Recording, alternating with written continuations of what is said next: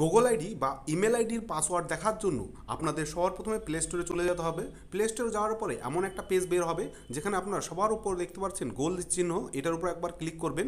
তারপরে আপনারা কি করবেন, আপনাদের এই ভিডিওটি ভালো লাগলে অবশ্যই ভিডিওটিকে লাইক করবেন এবং কমেন্টে আপনারা লিখবেন নাইস কিংবা গুড লেখাটি লিখবেন।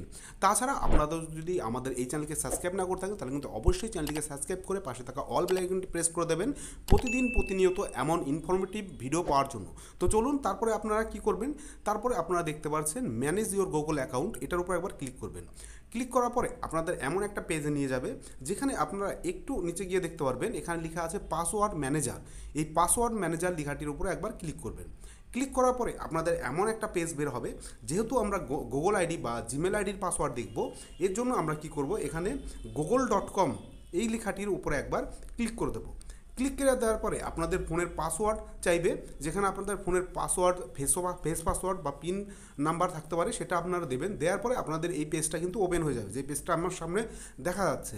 এটা দেখা যাওয়ার পরে আপনারা সবার ওপরে দেখতে পাচ্ছেন যে জিমেল আইডি এবং তার নিচে ডট ডট আকারে কিন্তু আপনাদের পাসওয়ার্ডটি থাকবে। এটা পাসওয়ার্ডটি আপনাদের নাম্বার বা পাসওয়ার্ডে শো করার জন্য আপনাদের ডান দিকে দেখতে পাচ্ছেন চোখ বটন, এই চোখ বটনের ওপরে ক্লিক করলেই কিন্তু আপনাদের পাসওয়ার্ডটি কিন্তু শো করবে।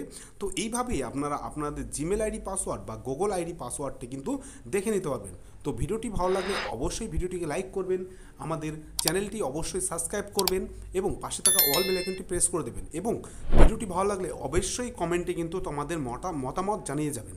তো চলুন ভিডিওটি শেষ পর্যন্ত দেখার জন্য ধন্যবাদ।